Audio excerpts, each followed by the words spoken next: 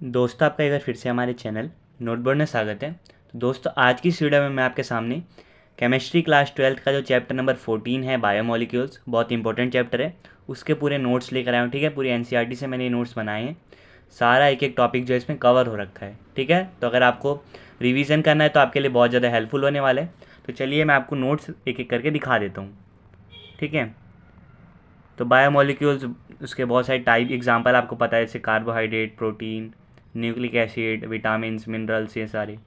ठीक है, तो अब कार्बोहाइड्रेट की डेफिनेशन क्या होती है, कुछ एग्जांपल। कार्बोहाइड्रेट को दोस्तों सैकराइड्स भी कहते हैं। सैकराइड्स का मतलब होता है शुगर। अब सैकराइड्स के भी टाइप है, मोनोसैकराइड, उसके एग्जांपल आपको पता होने चाहिए। ओलिगोसैकराइड, ठीक है, पॉलीसैकराइड्स होता है। ठीक है, और एक डाइसैकराइड टर्म भी आती है। ठीक है, वो इसके साथ यूज़ हो जाती है। ठीक है, उसके बाद क्या है दोस्तों कि रिड्यूसिंग शुगर क्या होता है, नॉन रिड्यूसिंग शुगर क्या होता है, ये आप पढ़ लीजिए। फिर मोनोसैकेराइड के बारे में जनरल टर्म कैसे होती है, कैसे बनता है। फिर ग्लूकोज, ग्लूकोज की प्रिपरेशन कैसे हो सकती है। केन शुगर यानी सुक्रोज से बन सकता है, उसकी रिएक्शन ये रही। स्टार्च से बनाया जा सकता है, उसकी रिएक्शन ये रही। अब स्ट्रक्चर ऑफ ग्लूकोज, ये जो स्ट्रक्चर वाला पोर्शन है ना दोस्तों इस लेसन में, चाहे ग्लूकोज का हो, चाहे फ्रक्टोज का हो, चाहे माल्टोज का हो, स्ट्रक्चर आपको पता होना चाहिए। आपको डायरेक्ट भी दे सकते हैं स्ट्रक्चर बनाने के लिए, या आपको स्ट्रक्चर दिया होगा, पूछेगा कि कौन सा जो है आपको प्रोटीन या कार्बोहाइड्रेट का टाइप बोला गया है। ठीक है, ये आपको बताना होगा। जैसे ये आप स्ट्रक्चर देख लीजिए, ग्लूकोज का ये स्ट्रक्चर है, क्यों आया ऐसा, तो उसके यहाँ पे बहुत सारे रीज़न है। ठीक है, सारे रीज़न आपको पता होना चाहिए, ये रिएक्शन पता होनी चाहिए, किसके साथ रिएक्ट करके क्या जो है प्रोडक्ट बनता है। ठीक है, जैसे ब्रोमीन वाटर के साथ ग्लूकोनिक एसिड बनता है, उसके बाद ये बनता है, ऑक्सीडेशन करने के बाद क्या बनता है, सैकरिक एसिड बनता है, फिर ग्लूकोनिक एसिड बनता है, ये सारी चीज़ें। फिर ये जो स्पेशल अरेंजमेंट है जिसे फिश्चर प्रोजेक्शन कहते हैं।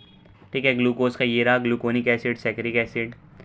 ठीक है, और ग्लूकोज को हम क्या नेम कर सकते हैं, डी प्लस ग्लूकोज, यानी डेक्स्ट्रो रोटेटरी, और प्लस का रिप्रेजेंट कर रहा है डेक्स्ट्रो रोटेटरी नेचर का। ठीक है, डी क्या है, कन्फिग्रेशन डिनोट कर रहा है।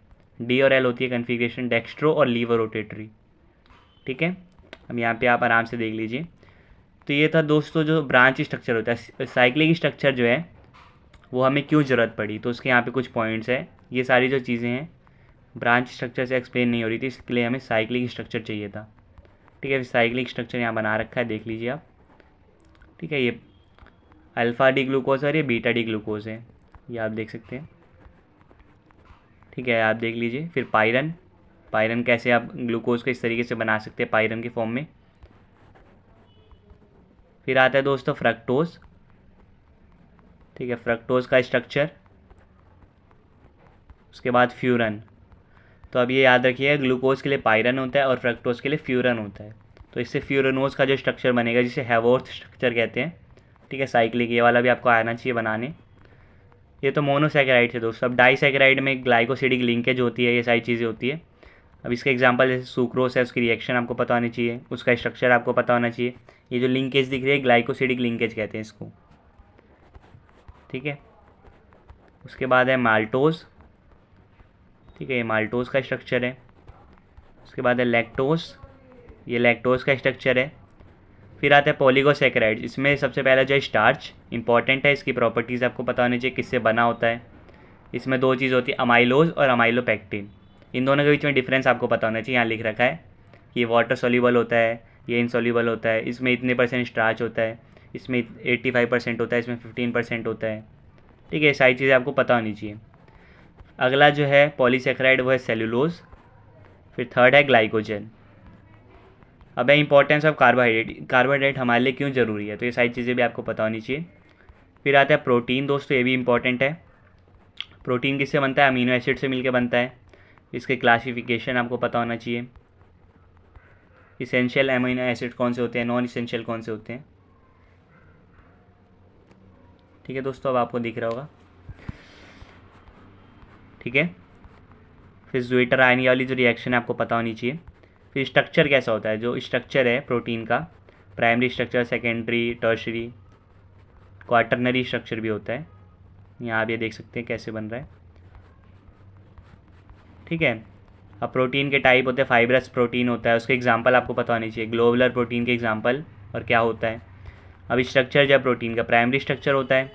सेकेंडरी में दोस्तों ये आप देख सकते हैं 2 टाइप होते हैं, एक तो अल्फा हेलिक्स होता है और बीटा प्लीटेड स्ट्रक्चर होता है, ठीक है, शीट वाला ये रहा। फिर टर्शरी स्ट्रक्चर होता है और फिर होता है क्वार्टरनरी स्ट्रक्चर, ठीक है। इसका एनसीईआरटी में डायग्राम भी दे रखा है, डायग्राम को याद करने की जरूरत नहीं है, बस आपको प्रॉपर्टीज़ पता होनी चाहिए। फिर denaturation of protein, important question है, ठीक है। जब उसमें चेंज लाते हैं प्रोटीन में तो उसकी जो है सारी प्रॉपर्टीज़ ख़त्म होने लगती है, तो डीनेचुरेशन हो जाता है। जैसे एग है, एग को जब हम बॉयल करते हैं, ठीक है, और जैसे मिल्क का जब हम कर्ड बनाते हैं यानी दही बनाते हैं, तो ये सारी प्रोटीन का जो डीनेचुरेशन का एग्जांपल है। फिर है एंजाइम्स, एंजाइम का मैकेनिज्म कैसे है, एंजाइम काम कैसे करता है, वो यहाँ पे है दोस्तों। फिर है विटामिन्स, विटामिन्स के टाइप, फैट सॉल्युबल कौन सा होता है, वाटर सॉल्युबल कौन कौन से होते हैं, ठीक है। फैट सॉल्युबल के लिए आपने ट्रिक याद करी होगी, कीड़ा, KEDA, ये चारों विटामिन होते हैं फैट सॉल्युबल, बाकी सारे होते हैं वाटर सॉल्युबल। फिर आते हैं दोस्तों न्यूक्लिक एसिड्स, कैसे बनता है न्यूक्लिक एसिड्स, ठीक है, इसमें राइबोज होता है, डीऑक्सी राइबोज होता है। अब ये इंपॉर्टेंट चीज़ है, DNA में 4 बेस होते हैं, AGCT, RNA में भी 4 होते हैं लेकिन उसमें थाइमिन की जगह क्या होता है, यूरेसिल होता है, तो AGCU हो जाता है, यहाँ पे आप देख सकते हैं। फिर स्ट्रक्चर जो है न्यूक्लिक एसिड का, इसमें न्यूक्लियोसाइड और न्यूक्लियोटाइड का डिफरेंस आपको पता होना चाहिए, मेरे बोर्ड के एग्जाम में आया था, मुझे अभी तक याद है ये, ठीक है, न्यूक्लियोसाइड और न्यूक्लियोटाइड, ठीक है। स्ट्रक्चर दिया था, पूछा गया था कि ये कौन सा है, ये न्यूक्लियोसाइड है या न्यूक्लियोटाइड है, तो इसमें कन्फ्यूज़न हो सकती है, तो आप ध्यान रख लीजिए। फॉस्फेट ग्रुप लगा रहता है तो न्यूक्लियोटाइड होता है, बाकी जो सिंपल है बेस लगा हुआ है तो न्यूक्लियोसाइड है, ठीक है। स्ट्रक्चर आप देख लीजिए।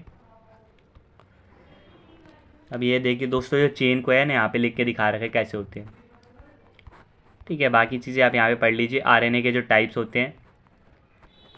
फिर हॉर्मोन्स, हॉर्मोन्स से छोटा इंपॉर्टेंट टॉपिक नहीं है, बस फंक्शन आपको थोड़ा बहुत पता होना चाहिए एंजाइम्स का और हार्मोन्स का, ठीक है। तो ये दोस्तों नोट्स थे पूरे चैप्टर नंबर 14 बायोमोलिक्यूल्स, बहुत बड़ा चैप्टर है लेकिन इंपॉर्टेंट चैप्टर है।